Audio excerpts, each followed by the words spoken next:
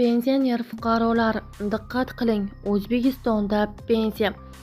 Assalomu alaykum. Tezkor hamda muhim yangiliklarni o'tkazib yubormaslik uchun like hamda podpisatsiya tugmachalarini bosib qoldirishni unutmang.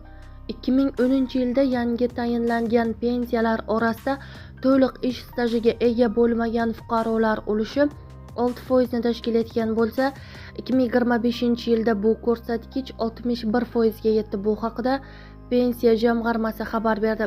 Qonunchilikka ko'ra to'liq pensiya tayinlanishi uchun erkaklarga 25 yil, ayollarga esa 20 yil ish staji talab etiladi. Belgilangan minimal stajga ega bo'lmagan fuqarolarga mavjud ish stajiga mutanosib ravishda to'liq bo'lmagan ish staji bilan pensiya tayinlanadi. Ma'lumotlarga ko'ra, bugungi kunda har 3 nafar yangi pensionerning 2 nafari to'liq ish stajisiz pensiyaga chiqmoqda. Umumiy pensionerlar tarkibida ham bunday fuqarolar ulushi 2010-yildagi 3% dan 2025-yilda 39% ga oshgan.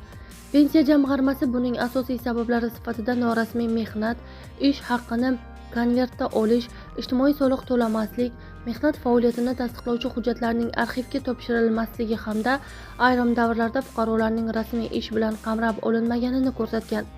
Shuningdek, pensionerlarning 47% 820 ming so'mdan 1 million so'mgacha miqdorda pensiya olmoqda. Pensiya miqdori rasmiy ish staji, ish haqi va to'langan ijtimoiy soliq miqdoriga bog'liq. Oliy Majlis Senatining 7-avgust kuni yalpi majlisida fuqarolarning davlat pensiya ta'minoti to'g'risidagi qonunga pensiya tayinlash tartibini takomillashtirishga qaratilgan o'zgartirish va qo'shimchalar ma'qullangandi.